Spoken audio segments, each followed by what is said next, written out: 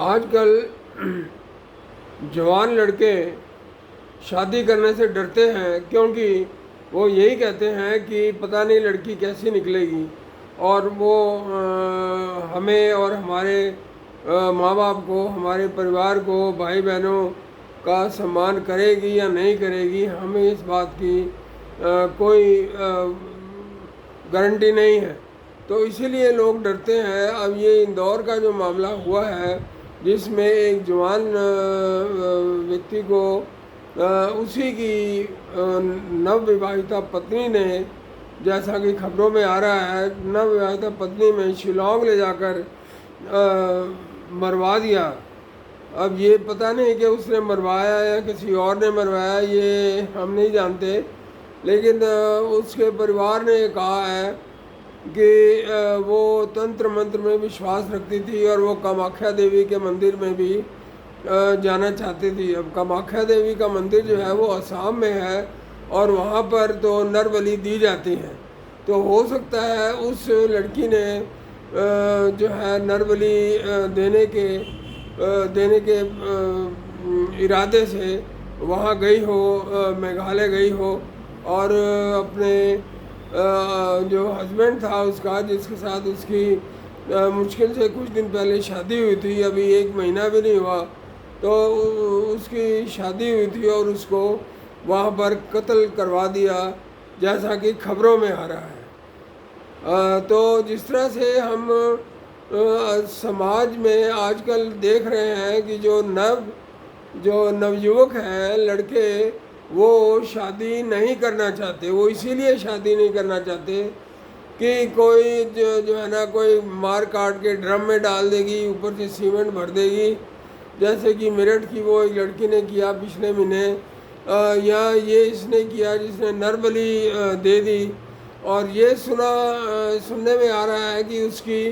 जो माँ थी, लड़के की माँ जो थी, वो ये कह रही थी कि वो तंत्र मंत्र में विश्वास रखते हैं और हो सकता है उन्होंने इस जघन्य अपराध को अंजाम दिया है सिर्फ अपनी लड़की,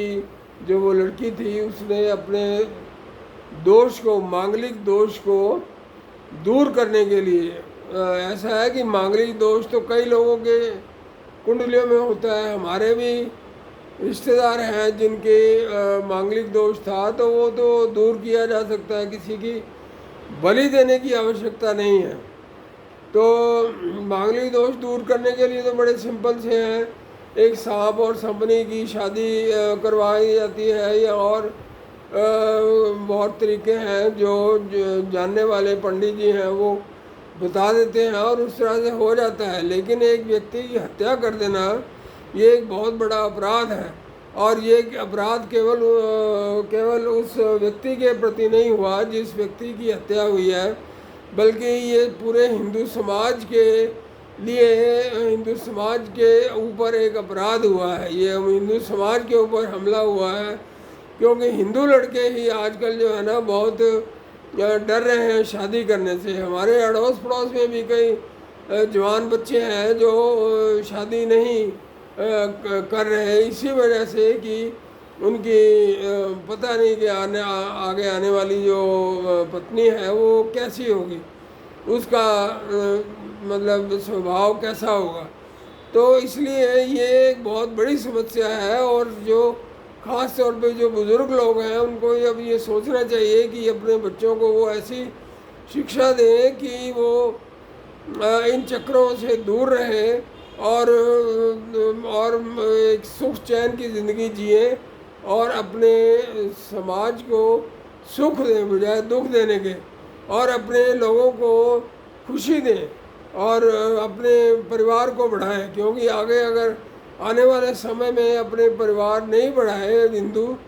जनसंख्या नहीं बढ़ी, तो ये देश भी जो है ना हमारे हाथ से निकल जाएगा। इसलिए बहुत आवश्यक है कि हिंदू लोग एक तो जल्दी शादी करें और दूसरा सुख चैन से रहें और अपने परिवार को बढ़ाएं, क्योंकि परिवार को बढ़ाना देश को बढ़ाने के बराबर है। अगर लोग जो है ऐसा नहीं करेंगे तो वैसा ही हाल होगा जैसा कि कश्मीर में पंडितों का हुआ है। वहाँ पर भी एक जो थे पंडित बड़े स्ट्रांग थे किसी समय में, लेकिन उनको साजिश के तहत जो है वहाँ से भगा दिया गया। और यही हुआ जब पाकिस्तान बना था, तो पाकिस्तान भी इसी वजह से बना था क्योंकि हिंदुओं की जनसंख्या वहाँ पर कम हो गई थी, और हिंदुओं की जनसंख्या कम होने की वजह से जो है जिन्ना ने कहा कि जो मेजॉरिटी मुस्लिम डिस्ट्रिक्ट्स हैं वो हमें मिलने चाहिए, और ये बहुत बड़ी त्रासदी का कारण बना। कई लाख हिंदू मारे गए उसमें, और लाखों को जो है ना अपना घर बार छोड़ के, ज़मीन जायदाद छोड़ के वापस यहाँ पर आना पड़ा। तो इसलिए अपने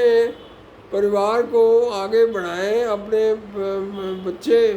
जो है जनसंख्या बढ़ाएं, ताकि आगे आने वाला जो समय है वो हमारे बच्चों के लिए सुखदायी हो। नहीं तो दुखदायी होने में कोई देर नहीं लगती, दुख आने में कोई देर नहीं लगती। जैसा कि अमेरिका में अभी हो रहा है कि एक अच्छा वाला देश, वहाँ पर बाहर के लोग आ गए, वहाँ रहने लगे। जिनके पास कागज़ नहीं है या गलत कागज़ हैं तो उनको अब अमेरिका बाहर भेज रहा है। जब पहला हवाई जहाज़ अमेरिका से आया था अमृतसर में, तो मैं उस दिन अमृतसर में ही था, और लोगों के चेहरे पे उदासी देख